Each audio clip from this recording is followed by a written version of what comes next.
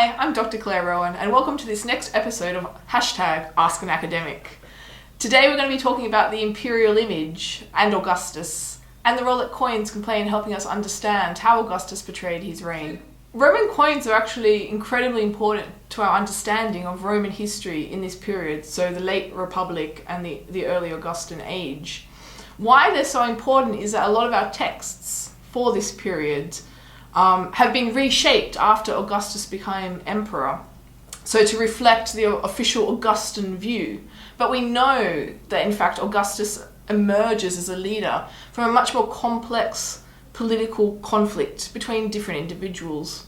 What coins help us understand is the role of these other individuals in shaping what would ultimately be the Augustan Principate, and they can give us an understanding of what the alternative viewpoints were, who else was involved, what their ideologies were. What is interesting, however, is that when we look at what is shown on coinage in the Augustan age, once Augustus becomes emperor, it's remarkably similar to what is recorded in the Res Gestae. So both the Res Gestae and coinage operate as an official record of his reign.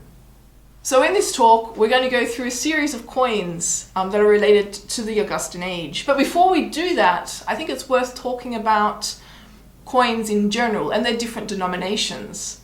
So in the Roman world, coins could exist in gold. These were aurei that were essentially intended to go to the elite. There were silver denarii, which were used to pay the Roman soldiers. And then there are bronze coins, which generally operated as small change, particularly in the Roman West.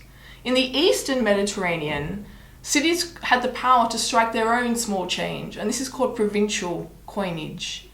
And provincial coinage actually offers us the opportunity to see how the provinces responded to imperial ideology coming out of Rome. When studying coins, it's important to think about what the metal and denomination is. Is it an Aureus, in which case only seen perhaps by the elite? Is it a denarius seen by a Roman soldier? And is the coin really rare? Do only one or two specimens exist? In which case, perhaps it served as a commemorative coin, much like what the Royal Mint makes today.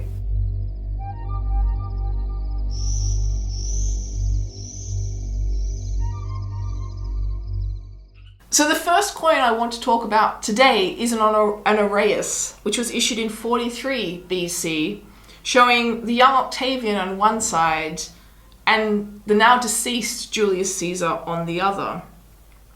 What's fascinating about this coin is in fact it appears to be a response to coinage issued by Marc Antony. After Caesar's assassination, there were two men in Rome who could claim to be Caesar's heir.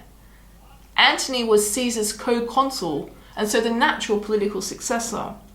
He was also a priest associated with the temple of Caesar's clemency.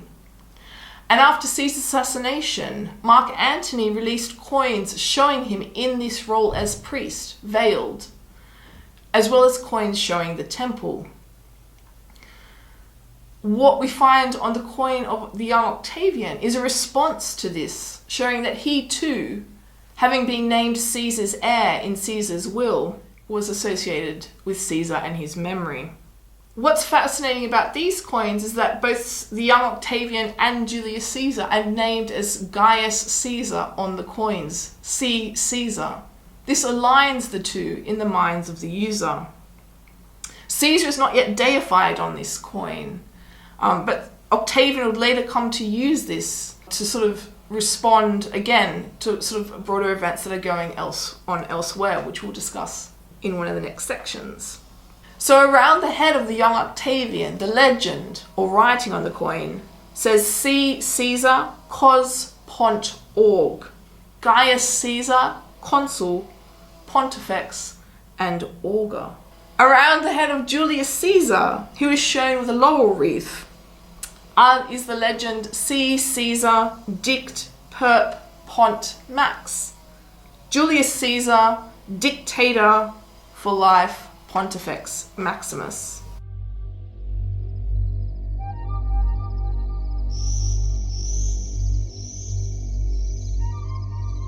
The next coin we're going to discuss is a denarius, issued between 32 and 29 BC, which commemorates the return of peace to the Roman world after the civil wars. Here, the young Octavian is shown as the son of the divine Julius Caesar, and this is represented on the reverse of the coin by the legend Divi F. Also on the reverse is an image of Pax. Now this is a goddess shown holding a cornucopia, signifying abundance, presumably the return of abundance after the civil wars, and holding an olive branch in her right hand. We still use the olive branch as a symbol of peace today. By adopting the title the Son of the Divine, or Divi F, here the young Octavian is responding to Sextus Pompey, while in Spain, Sextus Pompey claimed to be the pious avenger of his father, which, if you know Augustus, will understand that Augustus later also came to emphasize pietas. As the divine avenger of his father, Sextus Pompey released coinage showing his father aligned with Neptune, and in a sense communicated that he was the son of a deceased Roman military general, but in a sense also the son of Neptune. The young Octavian had to respond to this, and I think this is really what drives his decision to be sort of aligned as the son of the divine Julius Caesar. Pax also appears on a very famous coin struck at Ephesus in Asia Minor, what is now modern-day Turkey. And this coin also emphasizes the return to peace. What's interesting about the mint at Ephesus is we don't know whether it was actually an imperial mint, sort of ruled by Augustus or the Roman government, or whether this was a provincial mint responding to events at Rome. On this coin, Pax is named as Pax, although she holds a caduceus. Encircling the entire sort of design on the reverse is a laurel wreath, indicating military victory. On the obverse, Octavian is shown, accompanied by the legend Imp Caesar Divi F Cos 6 Libertatis Populi Romani Vindex. Here, Octavian is named as the champion of liberty of the Roman people.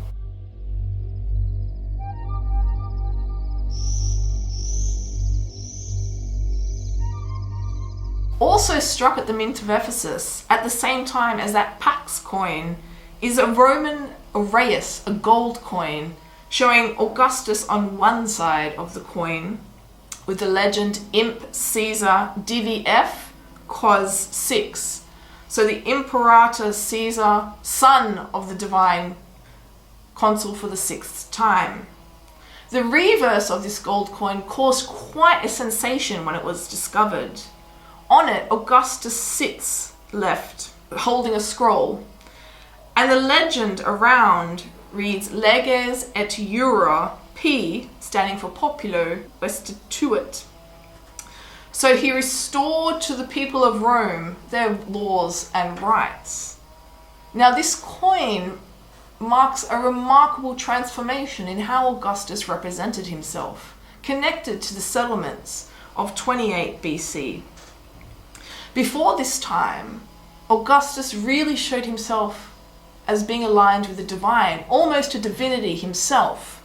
On coins issued in Italy, for example, before and after Actium, he's shown aligned with several gods, and perhaps even assimilated to Neptune.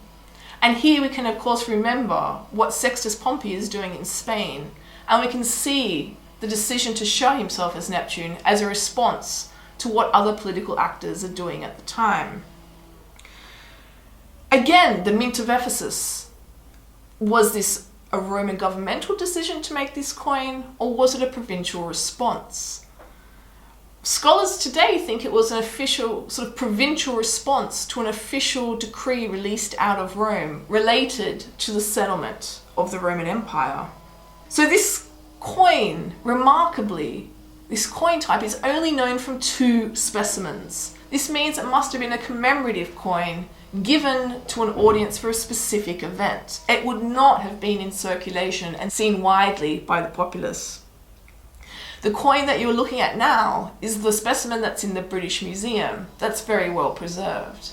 The only other specimen that exists, which is in a much poorer condition, much more beat up, is in the Blackburn Museum, also in the UK.